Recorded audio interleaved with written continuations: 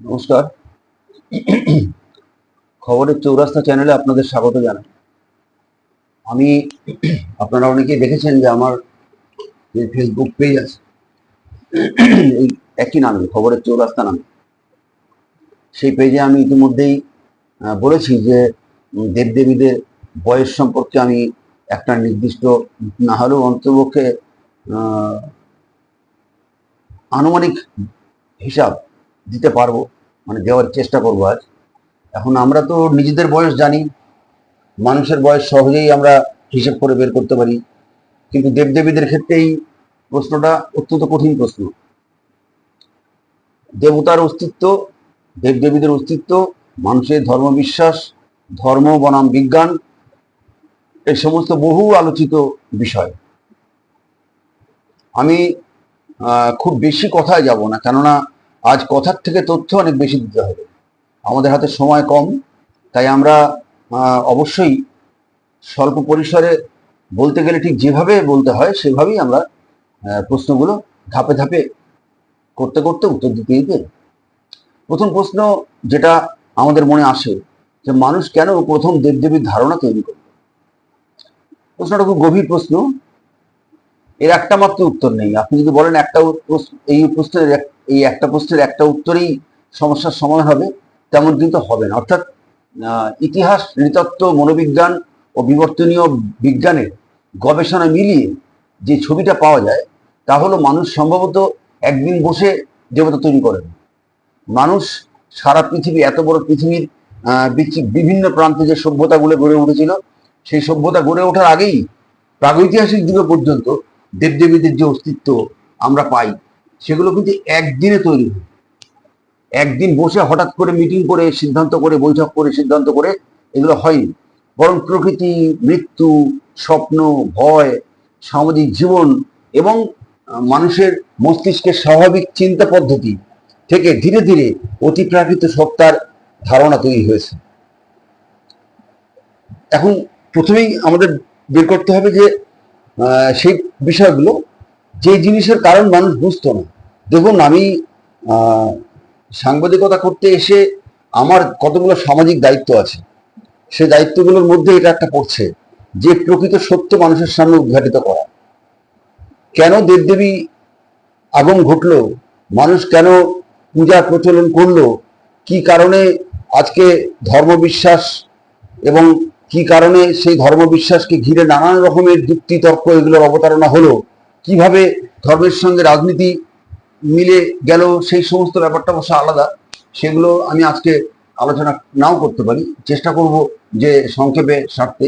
আমি অন্য ভিডিওতে সেটা দেব। আমি আজকে যেটা বলতে চাই যে যে জিনিসের কারণগুলো মানুষ বুঝতো না, কারণ এই না বোঝা থেকেই দেবদেবীর জন্ম, দেবদেবীর সূত্রপাত। প্রাগৈতিহাসিক মানুষ, প্রাগৈতিহাসিক বলতে আমরা প্রাক ঐতিহাসিক বুঝি, অর্থাৎ যে সময়ের ইতিহাসের কোনো ডকুমেন্ট, সরাসরি লিখিত ডকুমেন্ট কিছু নেই, সে আদিম যুগ, প্রিমিটিভ এজ, সেই সময়টার কথা বলছি। যে ধরুন, এই যে আজকের দিনে যে বজ্রপাত হচ্ছে অথবা সূর্য উঠছে, সূর্য অস্ত যাচ্ছে, তো চিরকালীন ব্যাপার, চিরদিনে এগুলো হয়ে এসছে। বাজ পড়তো, সূর্য উঠতো, সূর্য অস্ত যেত, বৃষ্টি হতো, নদী ফুলে ফেঁপে উঠতো, জোয়ার ভাটা, আবার নদী ভাটা হতো, জল নেমে যেত, আগ্নেয়গিরির অগ্নি উদ্গীরিত হতো, রোগ হতো, মানুষ মারা যেত, মৃত্যু একটা বড় সমস্যা মানুষের সেই সময়কালে। মানে এমন একটা জটিল পরিস্থিতি তৈরি করতে যে মানুষ এটার রহস্য ভেদ করতে পারতো না, একটা বড় রহস্য মানুষের কাছে এটা। কিন্তু মানুষ এগুলো বৈজ্ঞানিক কারণ জানতো না, যেগুলো এখন জানে, তখন কিন্তু এগুলো জানতো না। স্বভাবতই মানুষ সবসময়, যেভাবে রবি ঠাকুর বলে গেছেন, রবীন্দ্রনাথ ঠাকুর বলেছেন যে মানুষ সর্বদাই একটি কর্তা খোঁজে। তো সেই কর্তা খোঁজার একটা প্রবণতা মানুষের মধ্যে ছিল। রবীন্দ্রনাথ উপলব্ধি করেছেন, ভবিষ্যৎ দ্রষ্টা কবি, শুধু কবি নয়, তিনি দার্শনিকও বটে। এগুলো ঘটাচ্ছে কে, এই প্রশ্ন মানুষের মধ্যে নাড়া। মানুষের মস্তিষ্ক সাধারণত কোনো ঘটনার পেছনে কর্তা বা উদ্দেশ্য খুঁজতে প্রবণ। আমি বললাম আপনাদের, ঝোপে একটা শব্দ হলো, ঝোপের মধ্যে সেটাকে হাওয়ায় শব্দটা হলো, এটা বলার চেয়ে তার মধ্যে কোনো প্রাণী আছে ভাবা অনেক সুবিধাজনক। কারণ হাওয়াটা কোথেকে আসছে, তখনও পর্যন্ত মানুষ হাওয়ার রহস্যভেদ করতে পারেনি। কাজে কোনো প্রাণী শব্দটা করলো বা এমন কেউ করলো যার অস্তিত্ব আছে। এই প্রবণতাকেই অনেক গবেষক ধর্মীয় বিশ্বাসের বিকাশের একটা গুরুত্বপূর্ণ মানবিক ভিত্তি হিসাবে দেখেন।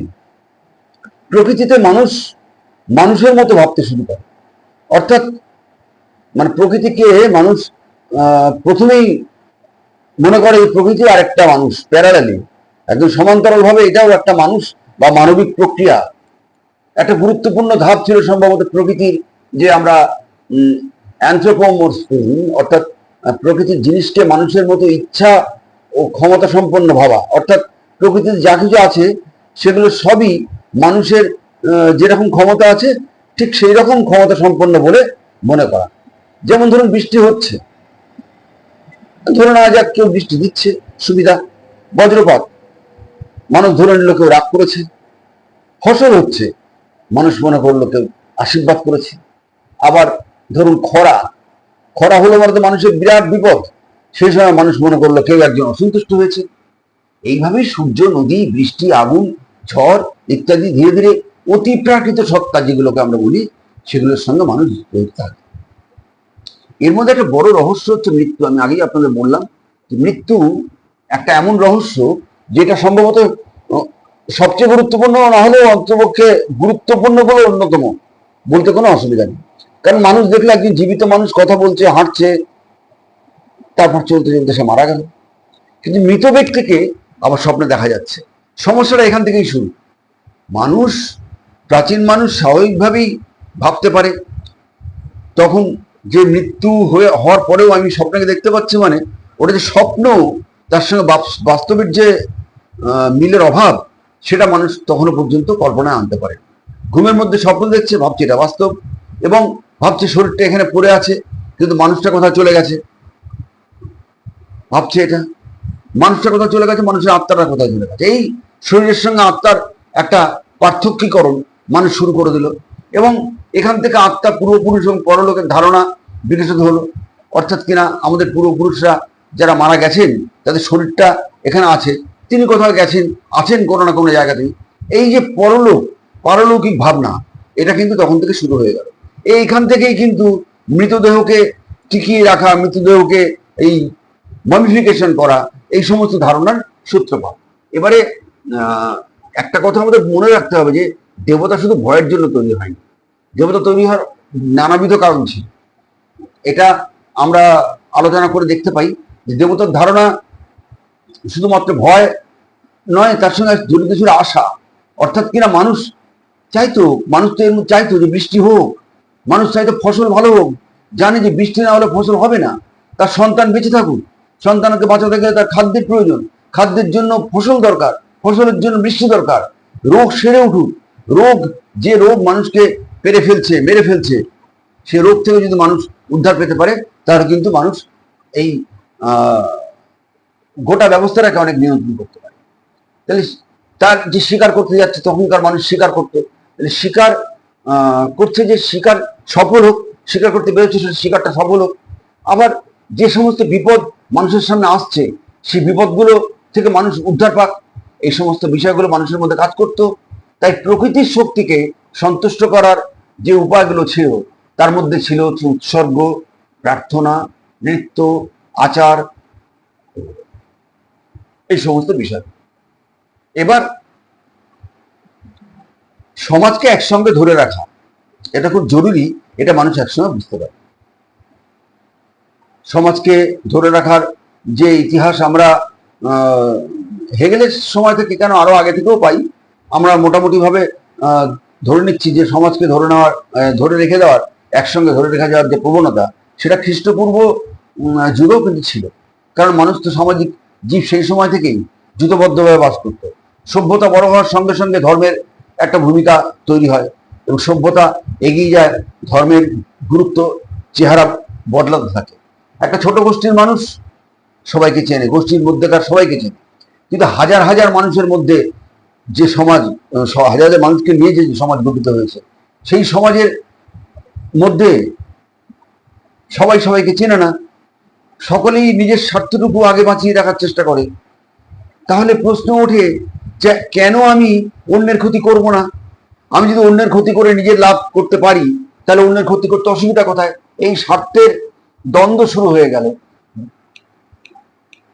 এবার তার মধ্যে থেকে একটা অনুভূতি কাজ করতে থাকে, দেবতা সব দেখতে পাচ্ছেন, কারণ দেবতা সম্পর্কে একটা ধারণা তৈরি হয়ে গেছে যে তিনি আছেন, তার অস্তিত্ব আছে, দেবতা সব দেখতে পাচ্ছেন। তিনি যখন দেখতে পাচ্ছেন তখন পাপ পুণ্য সব তিনি দেখছেন। এই যে পাপটা একটু বুঝে শুনে করতে হবে। পূর্বপুরুষও সব দেখতে পাচ্ছেন, অর্থাৎ আমি যা করছি, আমার বাবা না থাকলেও, ঠাকুরদা না থাকলেও, তার বাবা না থাকলেও, তারা সবাই কিন্তু দেখতে পাচ্ছে। এই ধরনের বিশ্বাস সামাজিক নিয়ম মানতে মানুষকে উৎসাহিত করছে। এই কারণে অনেক গবেষক মনে করেন যে পরবর্তী পর্যায়ে যে ধর্ম সামাজিক সংহতি সহযোগিতা বাড়ানোর ক্ষেত্রে ধর্ম খুব গুরুত্বপূর্ণ ভূমিকা নিয়েছিল। কিন্তু একটা জিনিস মনে রাখতে হবে আমাদের অবশ্যই, যে আমরা কিন্তু আজকে ঈশ্বর আছেন কি ঈশ্বর নেই এই বিষয় নিয়ে আলোচনা করতে বসিনি। এটা ঈশ্বর আছে কিনা সেটা একদল মানুষ সেটা নিয়ে ভাববে। ঈশ্বর তার অস্তিত্ব নেই বলে যারা প্রচার করবে বা মনোভাব বিকাশ করবে, মনোভাবের বিকাশ ঘটাবে, তারা আরেকটা দল। এই দুই পক্ষের দ্বন্দ্বের মধ্যে কিন্তু আমরা যাচ্ছি না। আমরা ঐতিহাসিক তথ্য দিয়ে প্রকৃত আসল যে বাস্তবতা তাকে তুলে ধরার চেষ্টা করছি। বিজ্ঞান একটা বিষয়কে কিন্তু এখানে খুঁজে বের করার চেষ্টা করে, যে মানুষের মধ্যে ঈশ্বর বা দেবতার ভাবনা বা ধারণা কিভাবে তৈরি হয়েছিল। ঈশ্বর আছেন কিনা সেটা কিন্তু বিজ্ঞানের গবেষণার বিষয় নয়, সেটা দর্শনের বিষয়।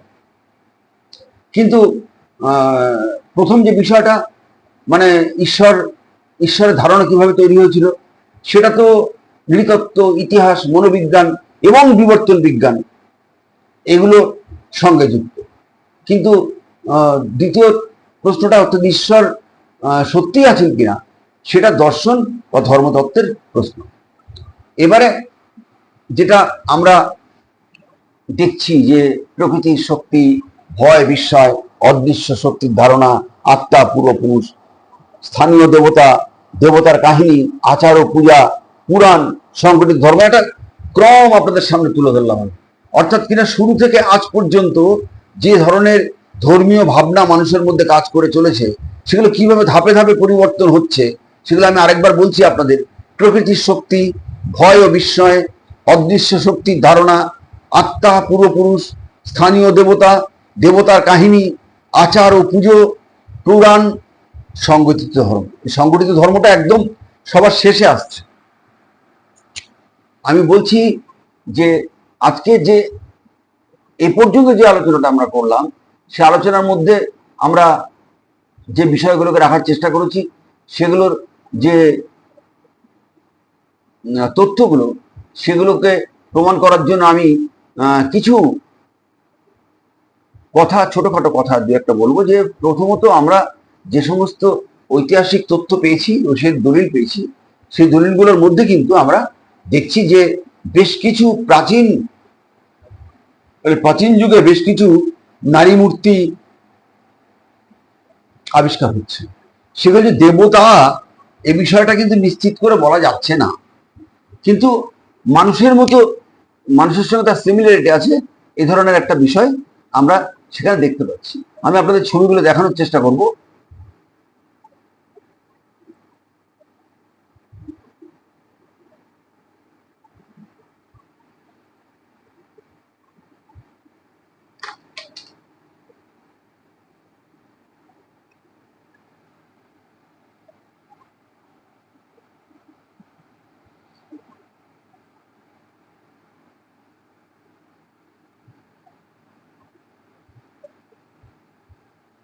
দেখুন, একটা প্রাচীন যুগের এক মানুষের পরিকল্পিত একটা মূর্তি, যে মূর্তিটাকে দেবতা বলে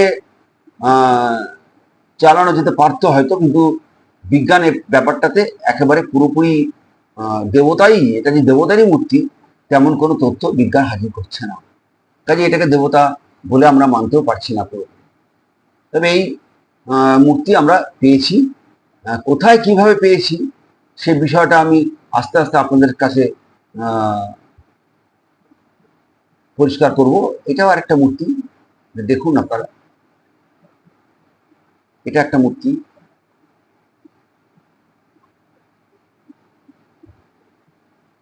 পরবর্তীকালে এই ধরনের মূর্তিগুলোর অনুকরণ করে অন্যান্য মূর্তি কিন্তু বিভিন্ন জায়গাতে তৈরি হয়েছে।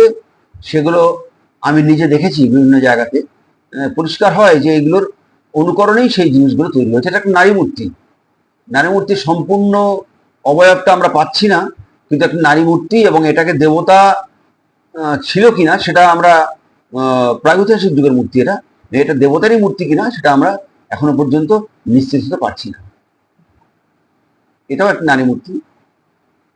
এবারে যেটা আপনাদের দেখাচ্ছি সেটা কিন্তু নারী কোনো মূর্তি নয়, এটা হচ্ছে মূলত একেবারেই একটা আপনার সিন্ধু সভ্যতা যুগের, সিন্ধু সভ্যতা না, মেসোপটেমিয়া যুগের যে সভ্যতা আছে সেই সময়কার একটা নাগরিক সভ্যতার একটা চালচিত্র। মোটামুটিও এটা দেখাচ্ছি আপনাদের আমি, যে এটা আসলে এখানে জায়গায় জায়গায় কিছু কিছু মূর্তি খোদাই করা আছে, যেগুলো খোদিত মূর্তি, মানে মূর্তি অবয়ব তৈরি করা হয়েছে। সেগুলো আপনাদের আমি যে জায়গাগুলো দেখাচ্ছি এই সমস্ত জায়গাতে খুব সূক্ষ্মভাবে এগুলো করা আছে, যার জন্য স্পষ্ট হচ্ছে না। আমি চেষ্টা করছি ছবিগুলো তুলে ধরতে। এখানে আপনারা বরঞ্চ খানিকটা স্পষ্ট ছবি পাবেন। এখানে একটা অবয়বের চেহারা দেখা যাচ্ছে। এখন এগুলো মূলত সিন্ধু সভ্যতা আর মেসোপটেমিয়া সভ্যতা থেকে ধার করা। এগুলো তাই, এগুলো যদিও এটা হচ্ছে মানুষকে মৃত্যুর পরেও তার দেহটাকে বাঁচিয়ে রাখার জন্য যে কবর দেওয়া, সে কবর দেওয়ার পদ্ধতির একটা উৎস, একটা ঐতিহাসিক প্রমাণ, ঐতিহাসিক দলিল।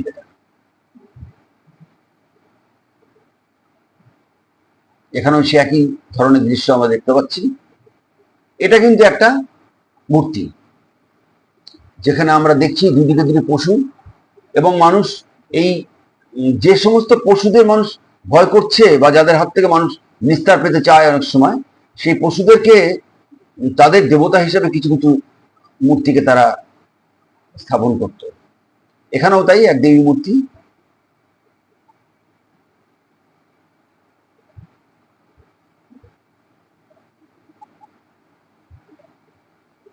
নারী মূর্তি, যেটাকে দেবী বলে মনে করার যথেষ্ট কারণ আছে। এই নারী মূর্তিটিকে দেবী মূর্তি বলেই মনে করা হয়, এবং এর দেখুন মাথায় একটি মুকুট জাতীয় কিছু দেওয়া আছে, এবং এটাকে দেবী মূর্তি বলে মানে পূজিত হতো, এরকম একটা ডকুমেন্ট পাওয়া গেছে। এটা কিন্তু দেবী মূর্তি বলে পূজিত হতে এমন কোনো ডকুমেন্ট পাওয়া যায়নি, এটার ক্ষেত্রে পাওয়া গেছে।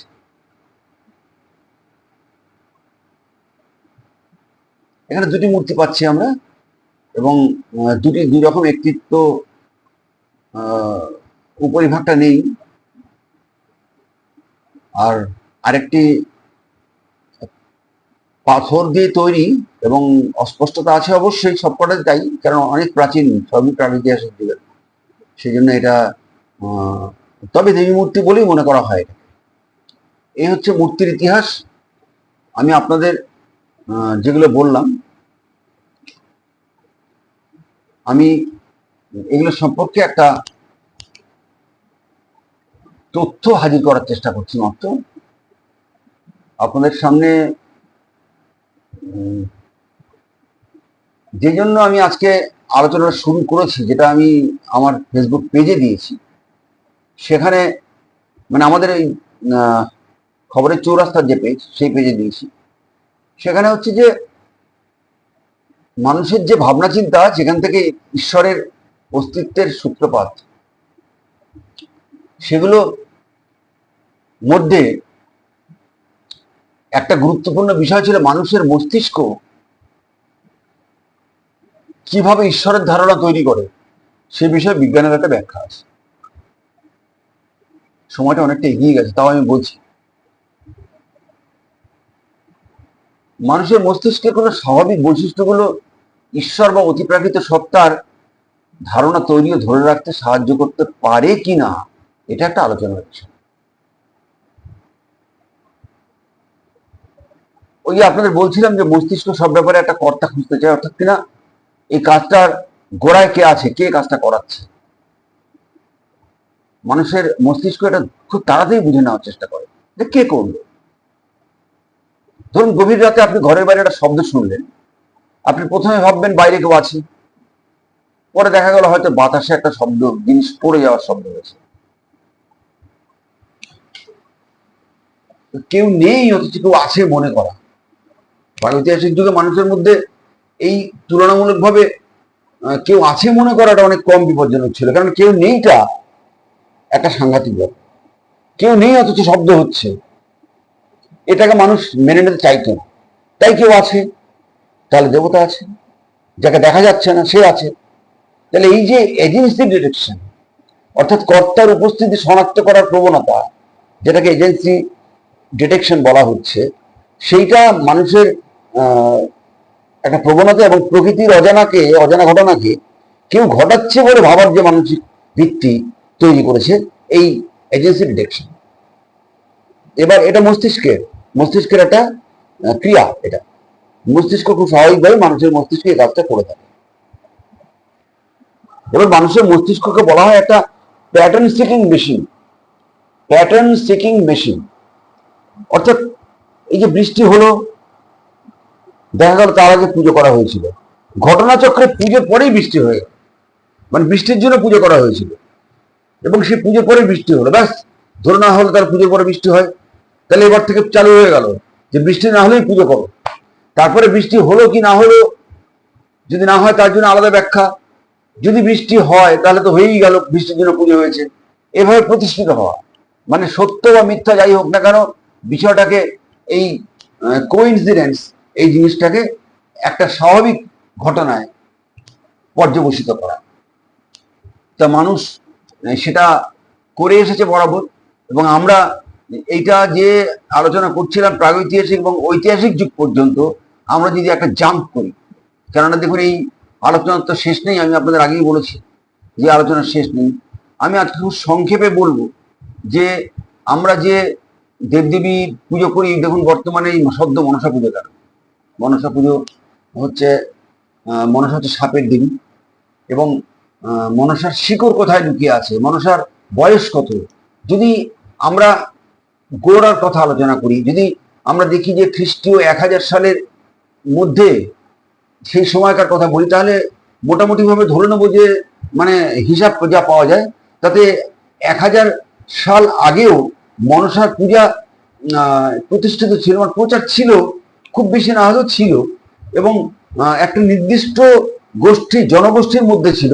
মনে করা হয় যে একটা আদিবাসী জনগোষ্ঠী যাদের মধ্যে মনসা পুজো ছিল, যাদের সঙ্গে সাপের সরাসরি সংঘাত ছিল। তারা জলে জঙ্গলে বাস করতো এবং তাদের সঙ্গে সাপের সরাসরি সংঘাত, এবং তারা মনসার মতো একটা দেবী কল্পনা করেছে এবং তারা মনসা দেবীর পুজো শুরু করেছে। কিন্তু মূলত মনসা পুজো কবে থেকে এই আজকের যে চেহারা, এই উত্থানটা কোন সময় থেকে হয়? আমি ওই ফেসবুক পেজেই দেখেছি যে মনসার বয়স 600 বছর। এটা বলার কারণ আছে যথেষ্ট। কারণটা হচ্ছে যে দেখুন, আমরা মনসা মঙ্গল যে পড়ি, এটা মোটামুটি ভাবে ধরে নেওয়া যায় যে মনসা মঙ্গল ওই বিপ্রদাসের দাসের লেখা যে মনসা মঙ্গল, বা যাকে মনসা বিজয়, সে রচিত হয়েছিল 1495 খ্রিস্টাব্দে। সেই সময় থেকে হিসাব করলে, অথবা ধরুন বিজয়গুপ্তের যে মনসা মঙ্গল, সেটাও 15 শতক। এই সময় থেকে কিন্তু মনসা দেবীর একটা রমরমা প্রচার শুরু হয়ে যায় এই মনসা মঙ্গলের মাধ্যমে। স্বভাবতই আমরা মনসা দেবীর যে আজকের জনপ্রিয়তা দেখতে পাচ্ছি, সেটা ওই সময় থেকেই, অর্থাৎ 600 বছর আগে থেকে।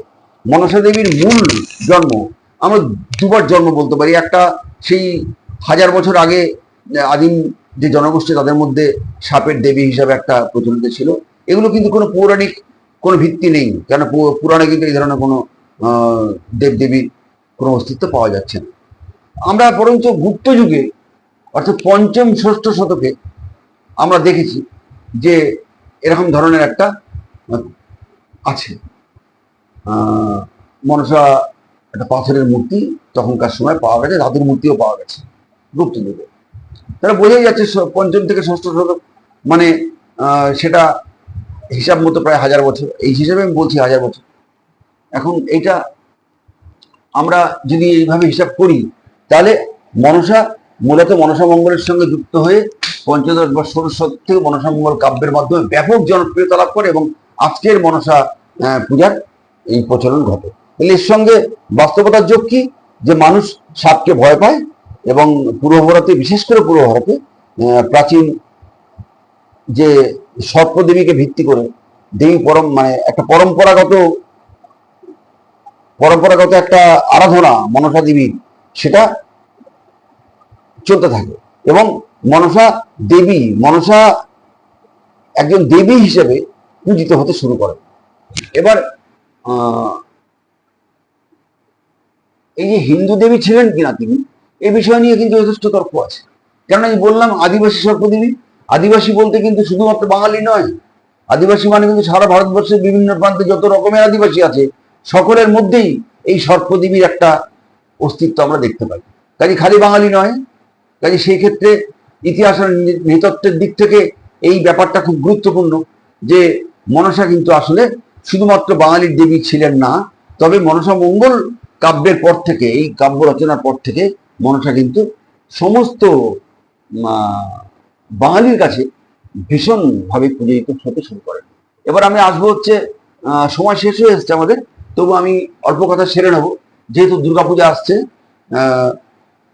যে দেবী দুর্গার পূজা, দেখুন এটা একটা বড় বড় টপিক, এটা নিয়ে আমরা পরবর্তী ভিডিওতে আলোচনা করব। দুর্গার ইতিহাস সম্পর্কে আপনারা যে কথাটা জানেন যে রামচন্দ্রের সেই শারদীয়া পূজা, এ সম্পর্কেও কিছু মতভেদ আছে এবং মূল যে মনসা মহিষাসুর মর্দিনীর যে মূর্তি, সেখান থেকে আমরা শুরু করব। সেই মূর্তি কবে থেকে আমরা পূজা শুরু করি না করি, এই ব্যাপারটা সম্পূর্ণরূপে আমরা আপনাদের সামনে তুলে ধরবো এই চ্যানেলের মাধ্যমে, দুর্গা মূর্তির ব্যাপারটা, দুর্গা পূজার ব্যাপারটা। তবে শেষ পর্যন্ত এটা আপনাদের বলছি যে ধর্ম পালন করুন, ধর্ম পালন করতে কেউ আপনি বারণ করেনি, কিন্তু বিজ্ঞান যেটা বলছে সেটা হচ্ছে ধর্ম এমন একটা বিষয় যার সঙ্গে বিজ্ঞানের কোনো রেশারেশি নেই। বিজ্ঞান নিজের পথে চলে, ধর্ম নিজের পথে চলে, কিন্তু ধর্ম যখন বিজ্ঞানকে চাপা দেওয়ার চেষ্টা করে তখনই বিজ্ঞানের সঙ্গে ধর্মের সংঘাত শুরু হয়। আমরা প্রচুর লেখালেখি এসব নিয়ে দেখেছি। মানে বিজ্ঞান হচ্ছে একটু বাস্তবসম্মত ব্যাপার, তাকে বাদ দিয়ে আপনি কিছু করতে পারেন না। আর যে মানুষটা সবসময় ধর্ম চর্চা করে চলেছেন, সেই মানুষটা অসুস্থ হলে কিন্তু হাসপাতালে ভর্তি হতে হয়। দেখা যাচ্ছে যে পুরীর প্রধান পুরোহিত যখন অসুস্থ হয়ে পড়ছেন, তিনি কিন্তু হাসপাতালে ভর্তি হচ্ছেন, তিনি কিন্তু জগন্নাথের সামনে গিয়ে ধর্ণা দিয়ে পড়ছেন না। তার মানে তাকে বিজ্ঞানের সহায়তা নিতে হচ্ছে। একটা বাস্তব ব্যাপার, এটা একেবারেই বাস্তব। এবং আমরা এই জায়গা থেকে আজকে শেষ করব যে এটাই বাস্তবতা, যে বিজ্ঞান সবার আগে, ধর্ম যার তার, তবে ধর্মের সঙ্গে বিজ্ঞানের কোনো সংঘাত নেই, ধর্মের সঙ্গে ধর্মেরও সংঘাত নেই, এটাও আমাদের মাথায় রাখতে হবে। ধর্মের সঙ্গে ধর্মের সংঘাত যদি কোনো পক্ষ লাগাতে চায় বা মনে করে যে এটা ধর্মের সঙ্গে সংঘাত, একটা ধর্মের সঙ্গে অন্য ধর্মের সংঘাত আছে, তাহলে বুঝতে হবে তার পিছনে অবশ্যই কোনো উদ্দেশ্য আছে। এটা উদ্দেশ্য কোনো। আমরা আজ এখানে শেষ করব আমাদের অনুষ্ঠান। আপনারা যদি কোনো প্রশ্ন থাকে আমাদের এই যে কমেন্ট বক্স আছে সেখানে লিখে পাঠাবেন এবং আমরা যথেষ্ট চেষ্টা করব, আপ্রাণ চেষ্টা করবো আপনাদের প্রশ্নের জবাব দিতে। ইতিহাস ঘেটে, বই ঘেটে জবাব দেওয়ার চেষ্টা করব।